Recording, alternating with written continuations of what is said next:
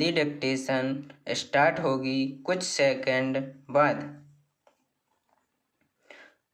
महोदया, मैं यह कहना चाहता हूँ कि आप देश की स्थिति पर विचार कीजिए, देश की आज़ादी पर विचार कीजिए और सचमुच में यदि आप कृषि में कोई रुचि रखना चाहते हैं तो देश के किसानों की यह स्थिति नहीं हो सकती।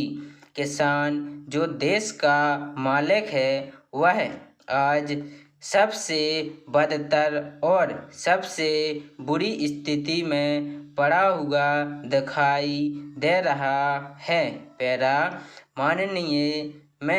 माननीय कृषि मंत्री जी को बधाई देता हूँ कि उन्होंने किसान की पैदावार के दाम बढ़ाए। मेरा यह निवेदन है कि अप्रैल और मई के महीने में जब हम यहाँ बैठे हुए हैं, किसान को इस समय 2 काम करने पड़ते हैं। एक काम तो खेतों में गेहूँ काटने का और दूसरा बाद में उसको मशीन पर डालकर गेहूँ निकालने का है। दूसरा काम यह है कि गन्ने के खेतों में फसल अभी तक पड़ी हुई है, उसको काट कर मिलों के गेट पर ले जाना पड़ता है। गर्मी के दिनों का यह काम नहीं है, यह काम सर्दी का है। इसीलिए मेरा निवेदन है कि गेहूं की कटाई और गन्ने की सप्लाई के कामों को अलग अलग समय पर करवा दें। मार्च तक गन्ना खत्म हो जाना चाहिए और अप्रैल में मई में वह अपने गेहूं को उठाए और जल्दी उठाकर वर्षा से बचाए।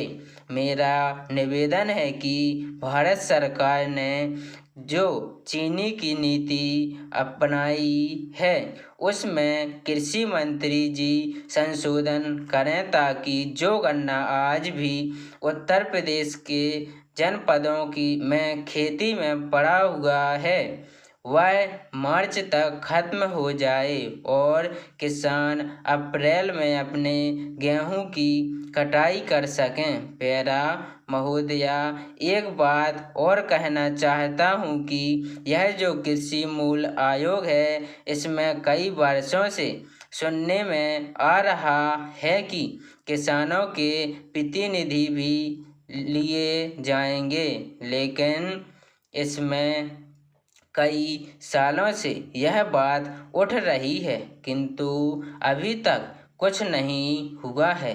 मैं आशा करता हूं कि माननीय कृषि मंत्री जी जो अब नए मंत्री बने हैं वह किसानों की समस्याओं को अच्छी तरह से समझते हैं तो वह किसानों के प्रतिनिधियों को इस आयोग में शामिल करेंगे ताकि किसानों के उत्पाद का मूल्य तय करने में वह अधिकारियों के साथ बैठकर उन्हें समझा सके।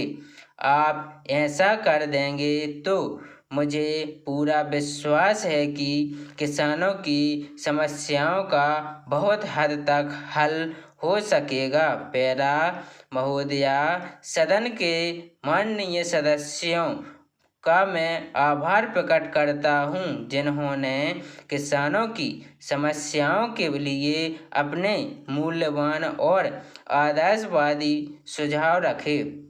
मैं जितना भी उनका धन्यवाद करूं उतना ही मैं समझता हूं कि कम है। विरोधी पक्ष के सदस्यों ने भी बहुत अच्छे सुझाव दिए हैं और महत्वपूर्ण जानकारी दी है। ऐसा तभी संभव है जब वे इस बारे में पूर्ण ज्ञान रखते हैं और उनमें से अनेक तो कृषि विशेषज्ञ भी हैं। बहुत से नेता यहाँ पर किसान नेताओं के रूप में आए हैं, उन्होंने बहुत अच्छी बातें हमें बताईं। मैं उनको धन्यवाद देना चाहता हूँ। आप जानते हैं कि हमारा देश कृषि प्रधान देश है।